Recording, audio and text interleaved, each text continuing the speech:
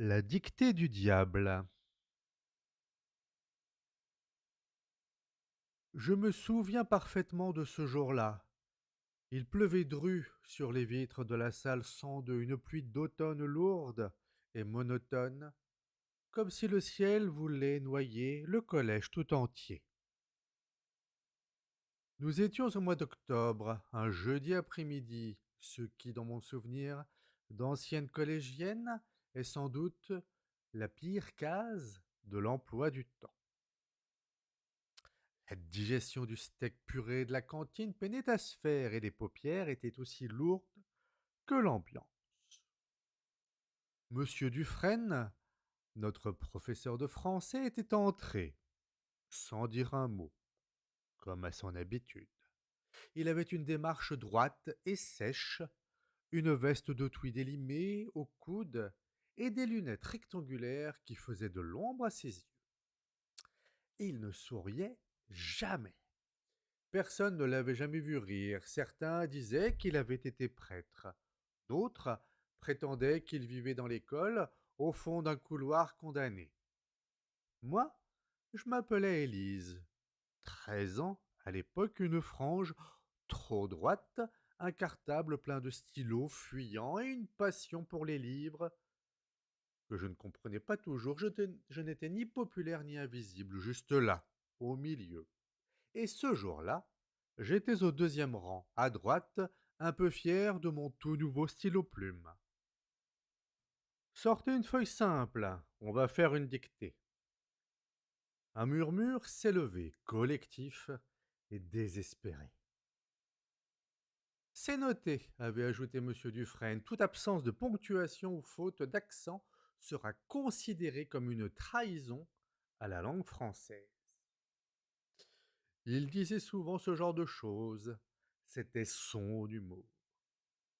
Mais ce jour-là, dès la première phrase, j'ai senti que quelque chose clochait. Dans la vallée de l'obscur, le vent lacérait les tentes abandonnées et le rire des bêtes crevait le silence comme une lame sur une peau endormie. Je levai les yeux, la salle était comme figée.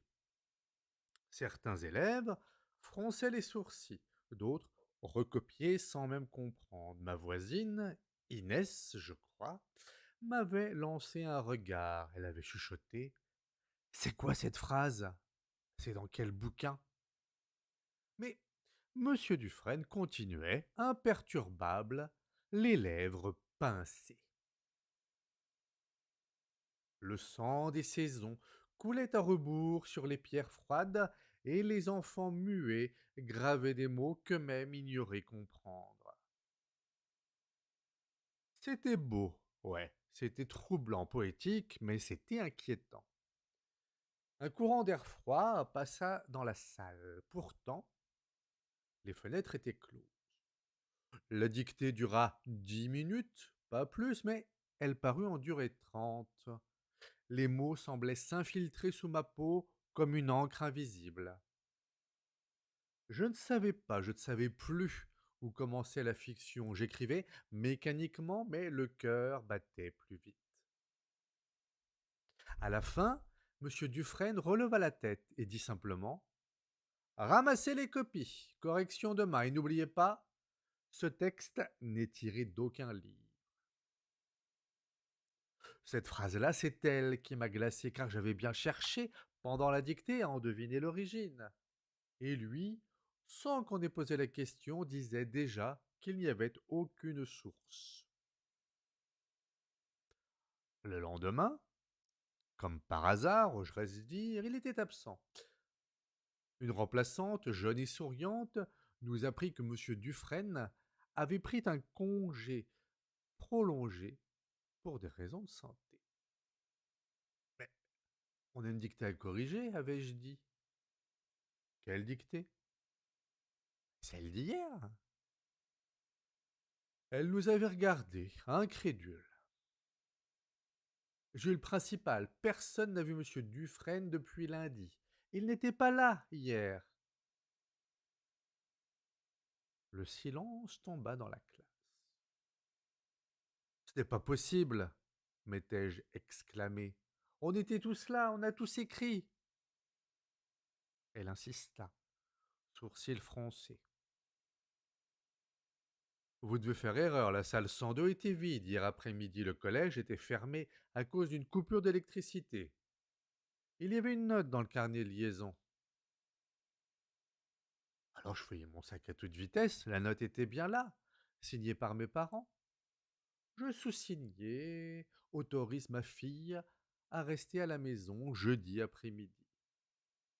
Mais moi, je me souvenais des gouttes de pluie sur les vitres, du silence pesant, des phrases bizarres, du vent glacé, du stylo plume et surtout, surtout, de cette dictée.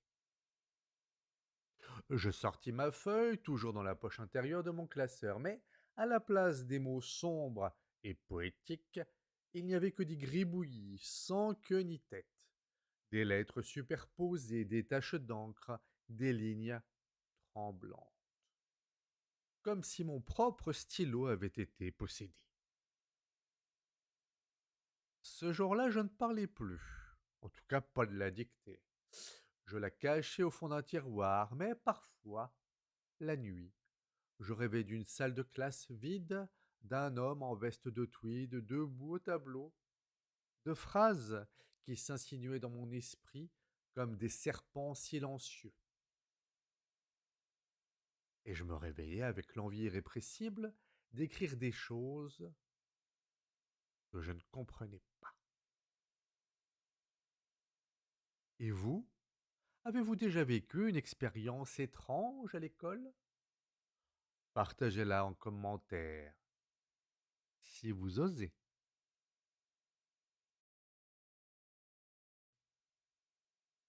Le prof qui parlait aux plantes.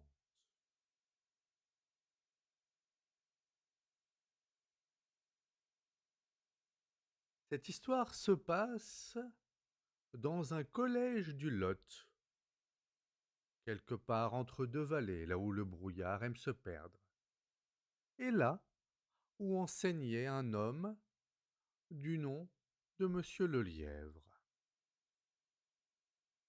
Au moment de cette histoire, il avait 59 ans, des lunettes rondes, comme deux petits soleils d'hiver, une veste toujours pleine de miettes et un cartable qui sentait la craie humide, l'encre séchée et le vieux cuir. Il enseignait les sciences naturelles, mais personne ne l'appelait jamais le prof de SVT. Non, pour tous, il était le lièvre, celui qui parle aux plants.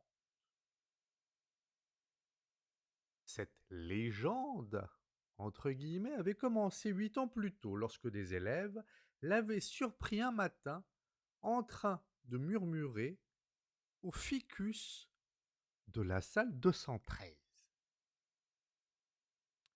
Il caressait les feuilles de cette plante d'un geste presque paternel, comme s'il s'excusait de ne pouvoir l'arroser que 2 fois par semaine.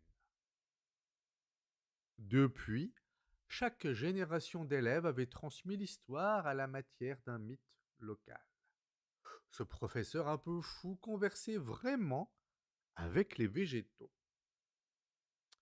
Mais ce que les élèves ne savaient pas, c'est que les plantes répondaient. Et oui, Monsieur le lièvre n'était pas fou. Enfin, pas exactement. Il avait simplement le don d'entendre ce que les autres oubliaient d'écouter.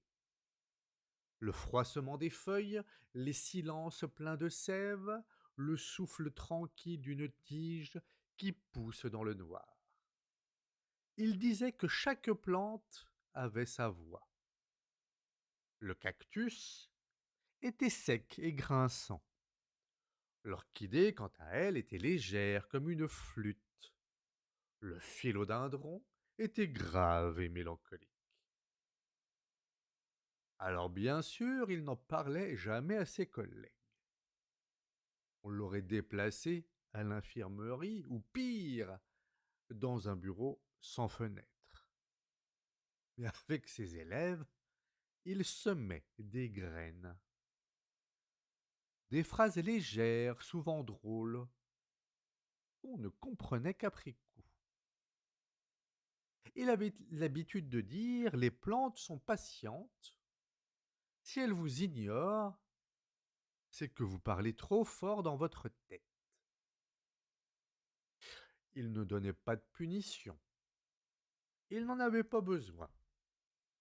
Dans ses cours, tout le monde écoutait religieusement. Pas parce qu'il faisait la discipline, non, mais parce qu'il disparaissait dans ses histoires et qu'on voulait voir où il allait. Il racontait la germination comme une naissance secrète, l'ADN comme un poème écrit à 3 lettres. La photosynthèse, pour lui, c'était un miracle quotidien. À la fin de l'heure de cours, on se sentait un peu plus vivant, sans savoir pourquoi.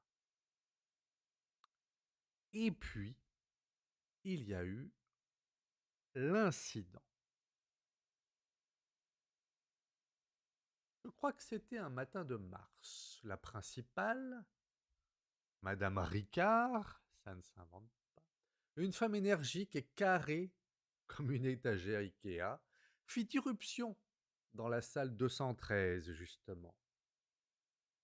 Elle avait décidé de moderniser les classes, elle voulait débarrasser les vieux pots de fleurs inutiles et poussiéreux, selon elle.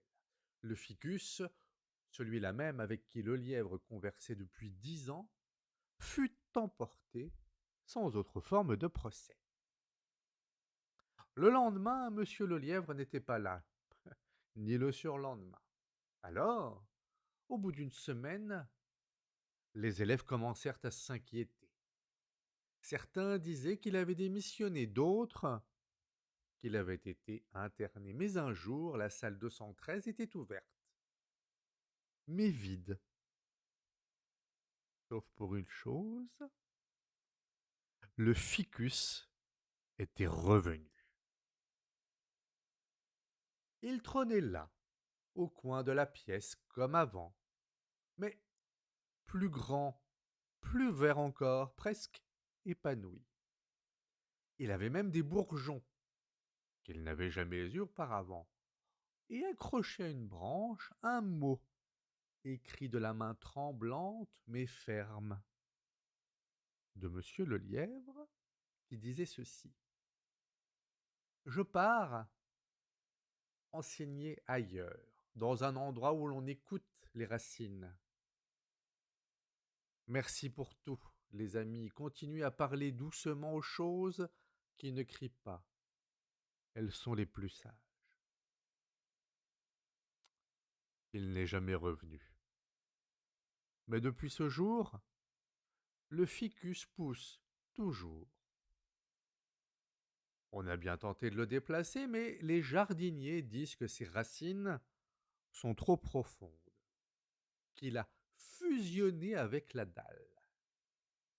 Les élèves ont commencé à lui parler, eux aussi. Pas tous, mais certains. Ceux qui se souviennent que les choses invisibles sont parfois les plus vivantes. Et parfois, dans un couloir, un ancien élève glisse à un autre, presque comme un secret: «Tu sais, je crois que je l'ai vu l'autre jour, dans une serre, près de Toulouse, qu'il discutait avec un bananier.» Et l'autre de répondre: «Normal, il n'a jamais vraiment quitté l'école.»